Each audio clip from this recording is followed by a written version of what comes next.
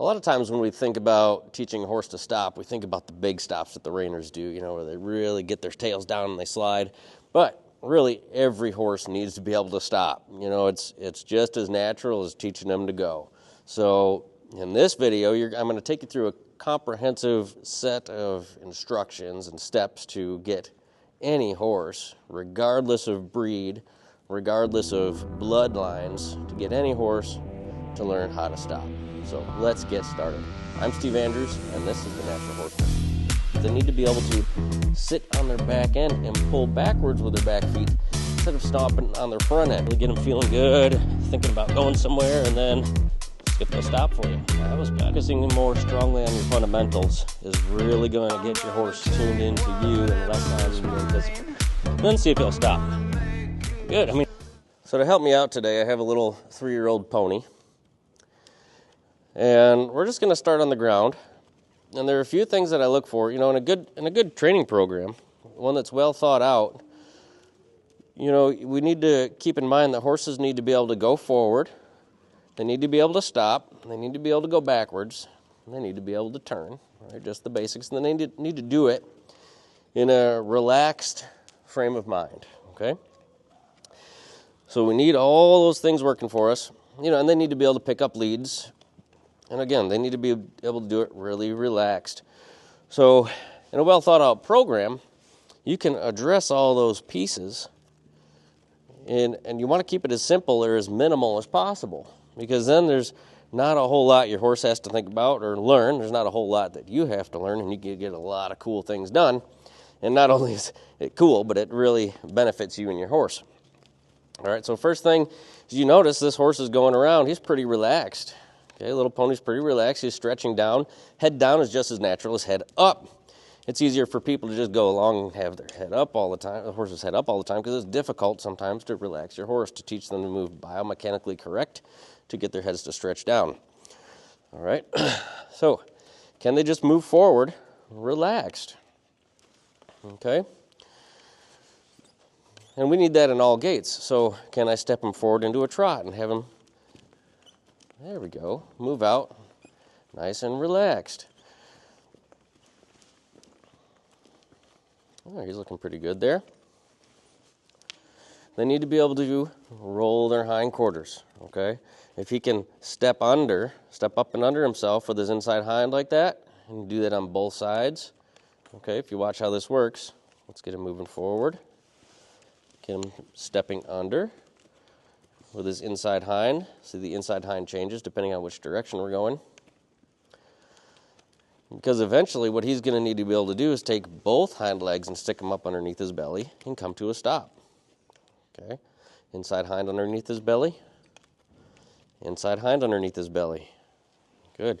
Now what that little move does is rolling them to a stop like that gets their back feet stepping up and under, which is important because it gets those back feet stepping so that you can cause them to drive off of their back feet to go backwards. And that's going to be so important when it comes time to stop your horse. They need to be able to sit on their back end and pull backwards with their back feet instead of stomping on their front end. If they're stopping on the front end, your stop's going to feel bouncy, and it's not going to be comfortable to them. It might even discourage them from stopping in the long run, and it can jam up their joints on their front end and everything. So it's really important that they stop on the back feet. All right, and so far, all we've done was ask the horse to go forward and ask the horse to yield its hindquarters. That's it. That's all we've done. See how simple that is? And now we're addressing turns, we're addressing leads, we're addressing relaxation, we're addressing stopping, all these things, and we've just done 2 things. Go forward relaxed, yield your hindquarters, okay, and now we're going to add a backup. Yield the hindquarters, which means the inside hind is going to be stepping under, and then take that into a backup. It's a lot easier doing that for you and for the horse than it is to just try to push them backwards without loosening up the hindquarters and without loosening up their top line. Okay? Notice too, in this hindquarter yield, I'm not asking him to pivot on his front end.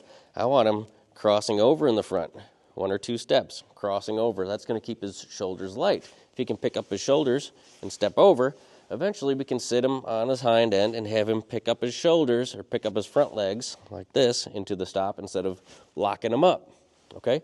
And again, all we've done is go forward relaxed, yield the hindquarters nice and relaxed, and then rock yourself backwards. That's all we've done, 3 little things, okay?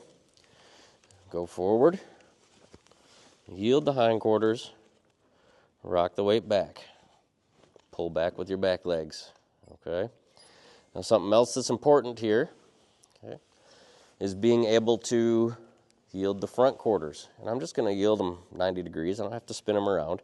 I mean, we do, but for this exercise, for teaching your horses to stop, we're not going to do that. Step the front quarters over, okay? Notice how that engages his hind end. And then we can drive him forward. Roll the hindquarters, keeping the shoulders light, and then rock that into a back up. Yield the front quarters, and that yielding of the front quarters is going to encourage him to stay light on his front end and heavy or engaged on the back end. Okay, see how this is all working together? Again, we need this same preparation for turns. We need this same preparation for leads, lead changes, your lateral maneuver, all the stuff they need to be able to do. Okay, all incorporated in these simple little exercises. Forward, hindquarters, back, yield the 4. Okay, so it's stay light on your shoulders, stay light on your shoulders, stay light on your shoulders. Yield the hindquarters, pull backwards, yield the front quarters. Okay.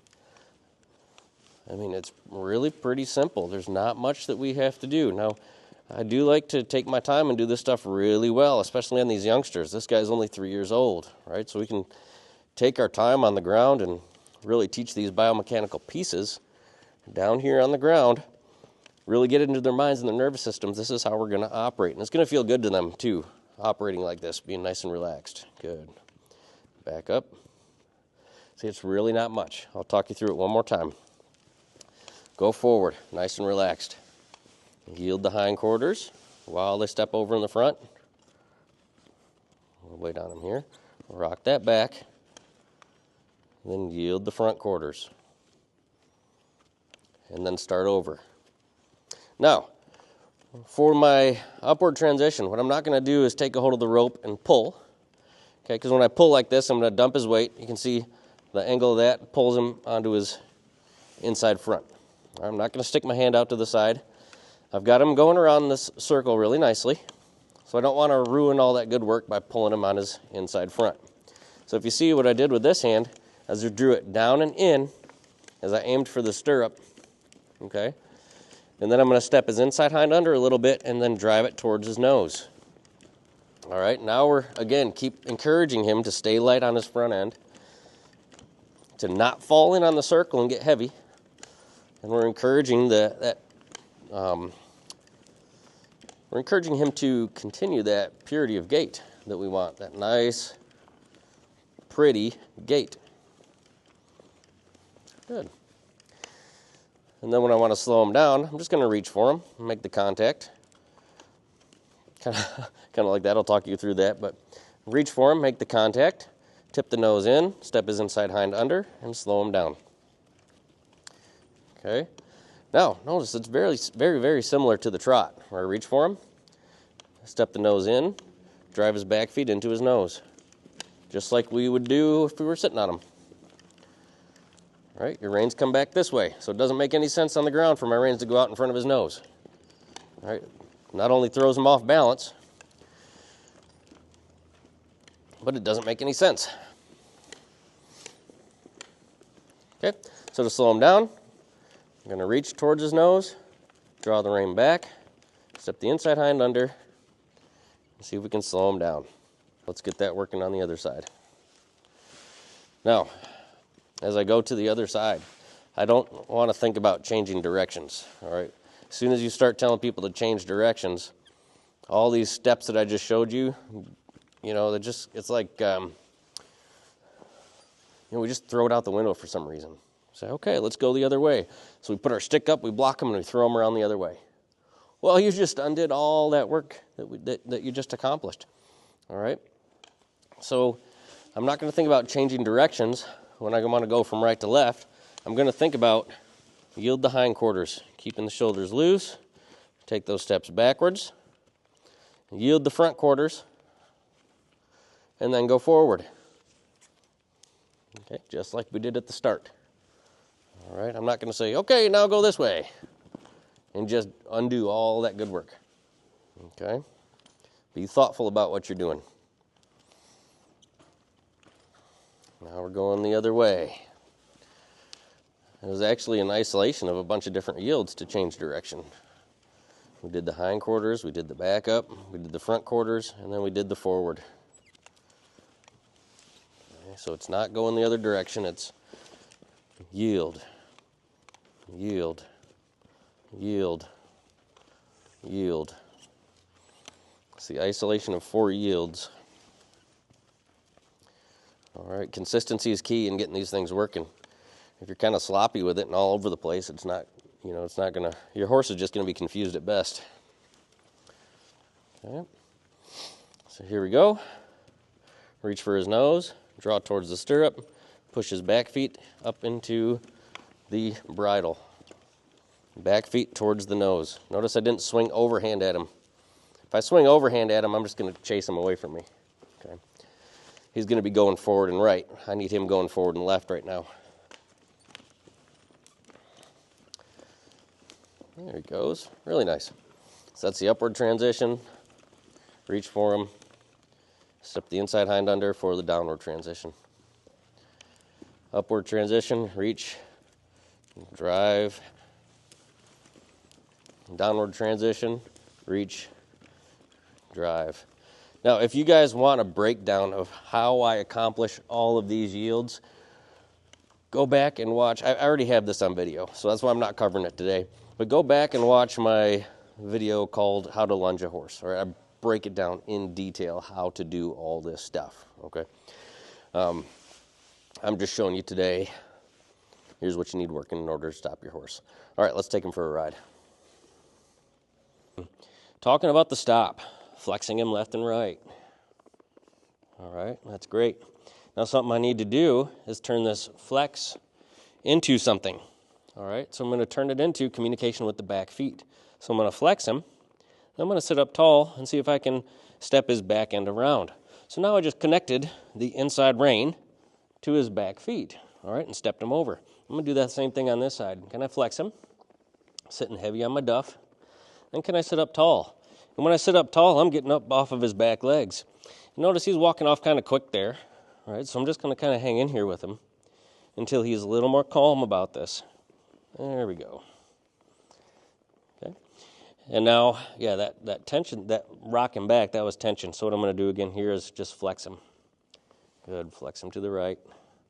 I'm going to sit up tall. Okay, you can add a little bit of leg just like this for forward. I use 2 legs, not 1. Okay, so that we can, I really want him just focusing right now on connecting the bit or the rein to his back feet. There he goes. Okay. You see lots of, a lot of horses who don't understand the bit because, I think really because people don't understand the bit. You have to realize that when we activate it, it's to talk to the back feet, okay, which can really supple the whole body.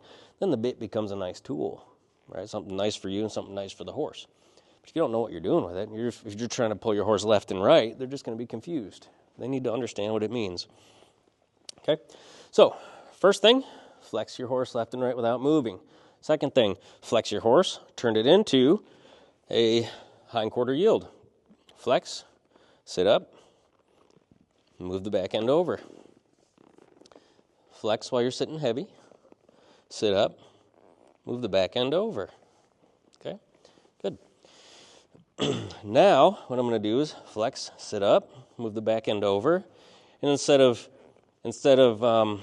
having him discontinue motion, I'm going to set him down and allow him to stretch down and into the forward motion, okay?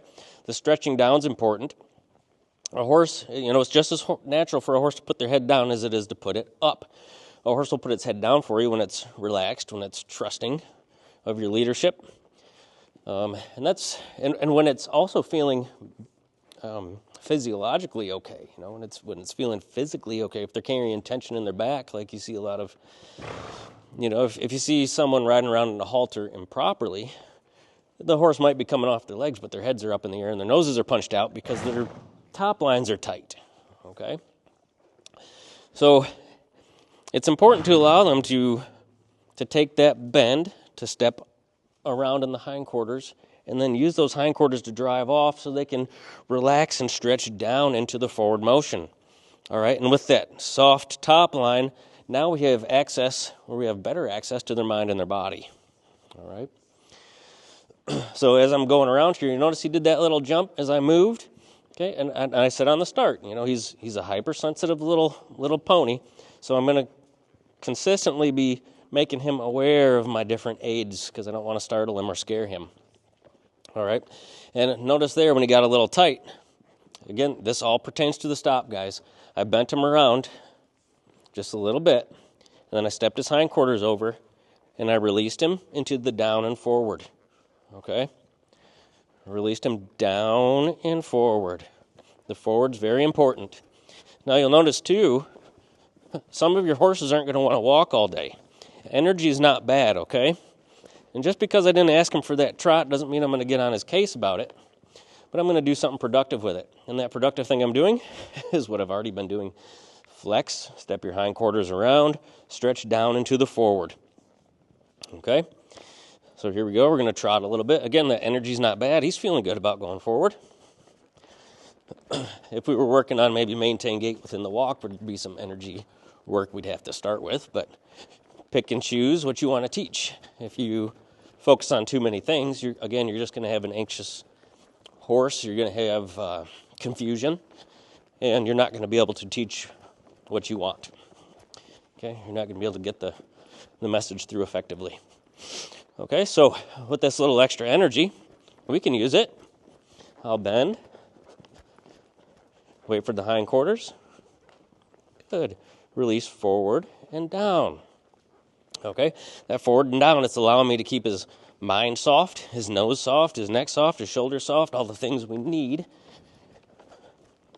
We're keeping the rein and the bit connected to his back feet. All the stuff that we need to start teaching him a nice stop. Okay. Notice nothing's changed from the start. The fundamentals is all that we're doing. Flex. Full body flex, connect to the back feet. Flex, connect the reins to the back feet. Go forward and down. Flex, connect to the back feet. Good. Flex, connect to the back feet.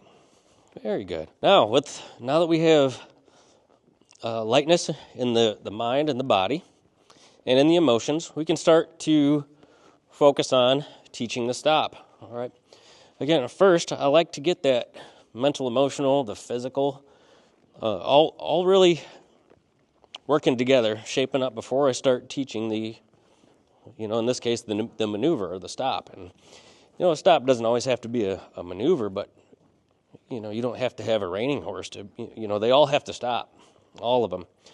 So what I'm doing is I'm taking the fundamentals that I started with, the flexing, connecting the bit to the hind feet, and the suppling of the shoulder, okay, all the things, the forward and down, all right, and then we're going to turn that into, he's already thinking it, we're going to turn that into the stop. So what I'm going to do is take him around to the left, and we'll start on a fairly big arc. You'll need to adjust for different horses. Some horses will, you might need to, if they're particularly lazy. When I say lazy, it means, it's not that they're lazy, it's just you need to train them different psychologically. You might need to start on a straight line. For him, I'm going to start him on a medium-sized circle. That's what works for him. I'm going to supple his nose, his neck, his shoulder, and then connect to his back feet. Connect the rein to his back feet, and we're going to bring him in on a little arc here. Okay, and I'm waiting for all those pieces to be light. I'm waiting on his nose here. There. Waiting on his shoulder. Now I want the back feet to start to roll. There they go. Then I'm going to add the outside. See if I can rock that weight backwards, just like that. Okay, again, get the hind end stepping under, then activate that outside rein. You know, don't pull him back to the right. You know, we were arced to the left. Don't rip his head around to the right. Just add some support with that outside rein. And when he starts to rock his weight back, then give him the reins, allow him to straighten out and come backwards. Okay, that's the progress. That's the progression. So I'm going to take these arcs that we've already been making, and I'm going to turn it into something. So right here in the center of the arena, I want him to start to ask me a question. What are we going to do? All right. So I need to establish that pattern before he starts asking me the question. Suppose we're going through the center here. Bing. We hit center. That's great. And right now this circle that we're riding, that's going to be the part of the pattern. And we're going to go hit center and go bing. Well, that time on that big arc, when we hit the center, bing, we added a stop. Now notice we were on an arc, and that's important because when we first started teaching him to stop, we'd start for him on a big arc and dial it in till he hit a more of a severe arc, not severe and bad, but just more of an arc. And then we added the outside supporting rein and drew those back legs backwards. Okay, this bigger arc gives us a pattern. It gives us a place for him to ask a question right in this spot. Okay, so it gives him something to almost anticipate. I know what I'm getting there. I'm going to stop. All right, and he's already familiar with the cue. We're just straightening him out more. The bigger the arc, the straighter your horse is going to be. All right, so let's try this again. I'm going to step him off, and I'll ride a couple more laps. I don't want him just thinking, you know, every time we get to the center, we're going to stop. Now, maybe it's your first time doing that. You might, you know, if you're establishing the pattern. And, you know, you'll find, too, that as you're establishing these patterns, your horse is just learning how to stop. He might not stop in the center. That's okay. If he were to not stop in the center, well, guess what I already have working? The previous exercise. Take him in a little arc. Bring it down. Bring it down until all the body parts are working. Draw back on that outside and rock it back. All right, the beauty of the progression is you always have something you can use. You've always got an answer. You're not going to be out of answers. Well, what do I do if this isn't working? You already know. Good boy. Okay, in this progression, these steps that I'm showing you, gosh, I know some of you are going to try to do it all in one day, but remember, you're not making educational YouTube videos. You're training horses, so take the weeks that it takes. Don't try to get this all done in one day. This is just a progression. All right, so you come up through the center with that little bit of an arc. Good. And that was a lot straighter that time. Okay, and so we're taking those little circles, making bigger circles, and straightening our horses out. Now, the horses can develop anticipation anxiety, and you saw a little bit of that in him just a couple minutes ago, right? But focusing more strongly on your fundamentals is really going to get your horse tuned into you and less on the anticipation, right? Because if you ride this pattern, if I were just to ride this pattern and stop here every time, you know, he might rush to get here. He might start stopping in other places. His anxiety might go up because he's not focused on stay calm, stay connected, stay relaxed, stay responsive. You know, he's anticipating that stop. So you guys didn't see me get too dialed in on every time we get here, we stop. I'm very dialed in on the fundamentals, right? And that's what's going to help him through that anticipation anxiety. So let's ride him off here again. That works for, horses can pick up on patterns quickly, right? And they can pick up on knowing what you're going to do next if you're hyper-focused on just that thing. And that's where your horses start taking over without you. The anxiety goes up. They start rushing, getting quick, right? But I'm focusing on, yes, I do want him on a pattern, a pattern he can rely on. He knows where he's going, so we stay under control. But I'm focusing on his mental, emotional, and physical comfort, the fundamentals.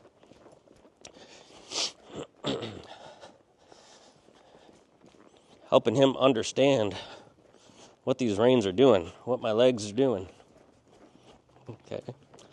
And then, once all the pieces are working, once all the pieces to the stop are working, lighten the nose, lighten the shoulder, hindquarters are talking, or the reins talking to the hindquarters, then I'll stop him. There we go. I'm liking all of this. So I'll ride them up through the center, touch the inside, touch the outside rein. Just like I did in that first little stopping exercise. Use the inside rein for relaxation, touch that outside rein, rock those feet backwards. That was really good. Now, once you have these tools working, you can start to come off pattern. So I'll demonstrate that a little bit here. Once you start coming off pattern and stopping in different places, you might find that your horse doesn't stop right away. Okay? So if I were to come over here and want to stop him, he didn't stop as crisp as he did over there. So you might find that, you might have to take him around a little bit and say, hey, now remember, I added that outside rein. Can you bring that back? There you go. And then trot him off. And then just, trot around for a few minutes. Get them disconnected from the stop. And get them disconnected from a pattern.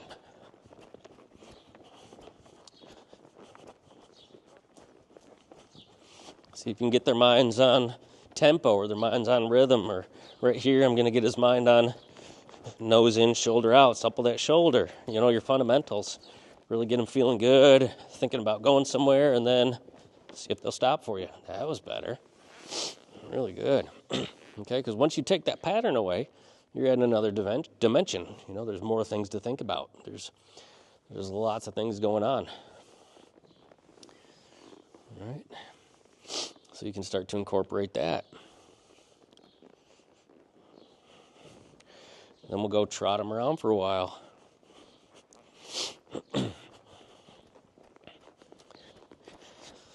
Come off pattern. Let's go up over here. We haven't really spent much time. I can tell he's thinking about stop now. Well, we'll just trot for a little bit. Or, something that he's been working on for a long time is the canter. And being that he's a little pony, he has a really hard time getting his shoulders out of his way for him to be able to canter nicely. So I might think, well, let's focus on the canter a little bit. He's focused on the stop. Something he's been working strongly on is nose in, shoulder out. And you might see him squirt and get really excited here. There he goes. That's actually pretty nice for him. Nose in, shoulder out. Then see if he'll stop. Good.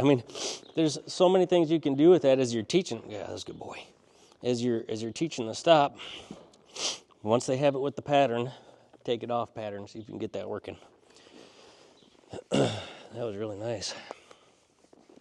It's taken him quite a while to figure out the canter. He could gallop because he was heavy on his fore, and he knew how to drive off of his front end.